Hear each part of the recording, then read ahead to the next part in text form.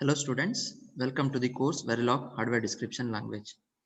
In the previous video, we discussed regarding the port connection rules, how connecting ports to the external signals by ordered list and ordered name, its advantages we have seen. Okay. In this video, we will look at the last topic of this unit, that is hierarchical name referencing. Okay. So just we'll look at this.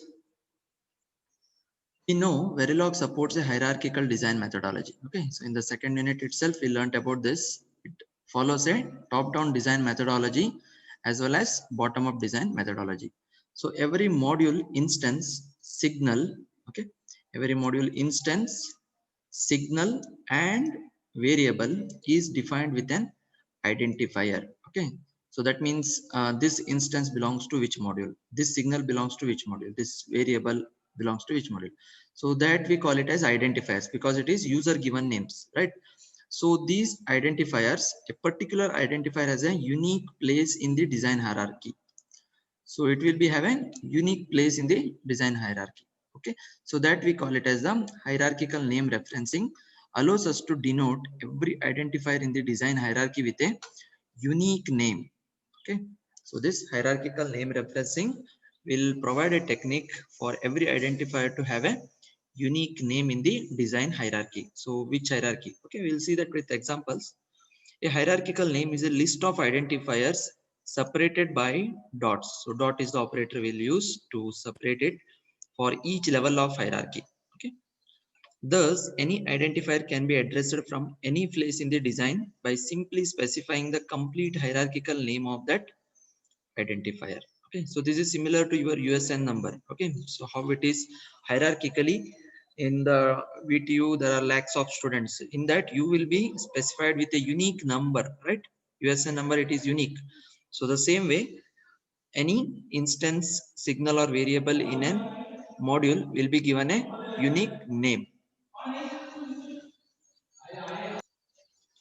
Okay, so we'll look more into this. The top level module is called the root module here. So very top where you start, no, that we call it as the root module because it is not instantiated anywhere. Okay, that is the beginning and it is the starting point.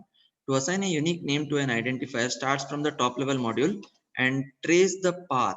Okay, so this is very important. So you need to draw a hierarchy, then you can give the dot operator. Trace the path along the design hierarchy to the desired identifier. Okay, so to clarify this process, let us consider the simulation of SR latch in example mentioned earlier. The design hierarchy is shown in figure below. Okay, so since we have not taken this in unit 2 itself because you have not learned the variables, okay, instances about that. Okay, that's why this topic is considered here, and the example I am considering same unit 2 example, that is SR latch. Okay, so SR latch, okay, SR latch is constructed from two NAND gates. Okay, so you had SR bar variables. Okay, with that example I will be continuing this hierarchical name referencing. Clear? So this is the hierarchy we have drawn based on that, okay, program. Okay, so we are considering stimulus module. Okay, so stimulus module is the module stimulus. So this was the name of the stimulus module and this is in not instantiated anywhere. Okay, so that is the beginning step. In that stimulus you have defined some variables q bar. Okay, so in small letters, just you can go back and see if you have not done the notes or if you have done already the assignments, just look at. Okay, q bar set reset. Okay, so then in that you call the design. Okay, so you have instantiated design with a name m1. So instance name we will be considering here. Okay, that is srh. In that m1 you had variables again. Okay, so that is declared as capital q bar, not of s, not of r, something we have done. So you are considering s and r here. Okay, then in that we have instantiated two NAND gates. Okay, one with name n1 and another with name and 2. Okay, so now this hierarchical name referencing will allow us to identify the variable where it will come. So now this q bar is there, so where it is present in m1 is present in stimulus. Okay, so like that hierarchically with a dot operator we are going to give the a name to that. Okay, so this is hierarchical. Okay, so we'll show you the how we write that based on this diagram. See here, so that is stimulus top module as it is we are writing. Then we had 4 variables in stimulus, right? Inside that I have shown you its own variable stimulus. It is dot q bar dot set and dot reset. Okay, so next we came from stimulus to m1. Okay, so left side we had m1, right? So stimulus dot m1, that is the next one. Then in m1 you had 4 variables q bar s and r, so that is declared as stimulus dot m1 dot q, stimulus dot m1 dot q bar, m1 dot s, m1 dot r. Okay, then you had 2 NAND gates in left side, so m1 dot n1, m1 dot n2. So this is all the hierarchical names referencing to that design. So if still an AND gate is constructed using some more, so again it will come n1 dot n2 dot, like that it will continue. Okay, hope you have understood this, what is meant by hierarchical name referencing. So some more points we have, we'll try to understand. For this simulation, stimulus is the top level module here. Okay, since the top level module is not instantiated anywhere, it is called the root module. We are explaining just this diagram. The identifiers defined in this module are q bar, set and reset. The root module instantiates M1, which is the module of type SR latch. Then M1 instantiate NAND gates N1 and N2, and q bar, S and R are port signals in instance M1. Okay, so hierarchical name referencing assigns a unique name to each identifier. Okay, so to assign hierarchical names, use the module name for root module and instance names for all module instances below the root module. Example below shows hierarchical names for all identifiers in the above simulation. I have already shown you. Okay, notice that there is a dot for each level of hierarchy from the root module to the desired identifier. This also you have observed. Dot 1. Each identifier in the design is uniquely specified by its hierarchical path name. Hierarchically we have considered, right? Stimulus M1, M1, N1, like that. Okay. To display the level of hierarchy, use the special character %m in the display task. Okay, so this also we have used in the display %m, and we have done there, right?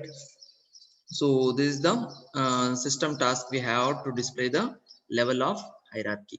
Okay, so this is about hierarchical name referencing, a small topic. So this is similar to your USN number. Okay, so if you have observed your USN number, so the root module here is VTU.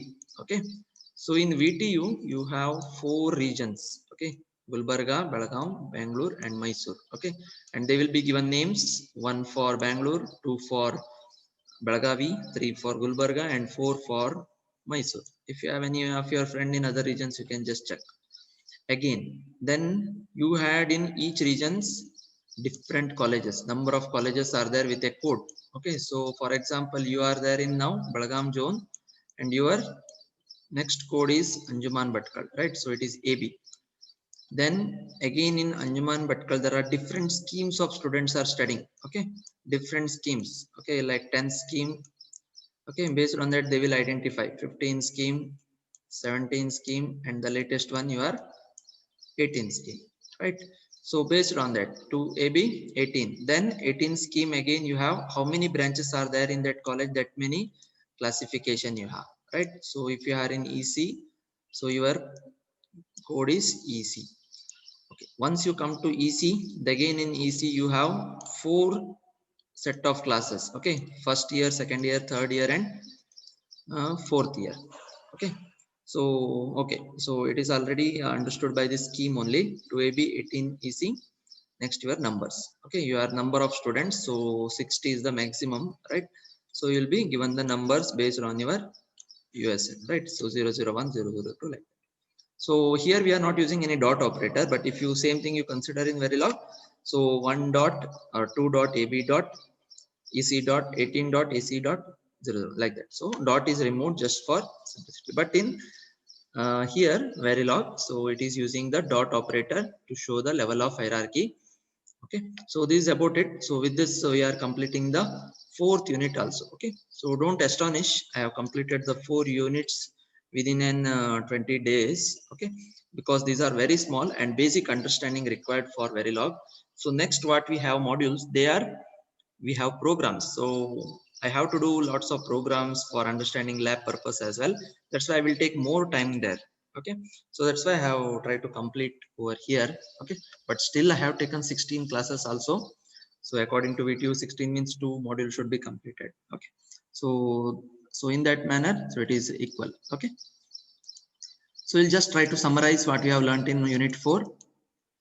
First, we have taken modules, right? Module definitions contain various components, keywords, module, and end module are mandatory. Other components like port list, port declarations, variable and signal declarations, data flow statements, behavioral blocks, lower level module instantiations, and tasks or functions are optional and can be added as required. Okay, so that is the modules. Then we gone through each of the components. The first one we have considered ports. Ports provide the module with a means to communicate with other modules or its environment. A module can have a port list. Port in the port list must be declared as input, output, or in-out. So 3 new keywords you have learned here. When instantiating a module, port connection rules are enforced by the Verilog simulator. Okay, so there are different syntax where there IEEE is by default and ANSI also you have seen. And ANSI style embeds the port declaration in the module definition statement itself. Okay, that is the change you have seen. Then we have considered the ports can be connected by name or by ordered list and the various port connection rules we have seen.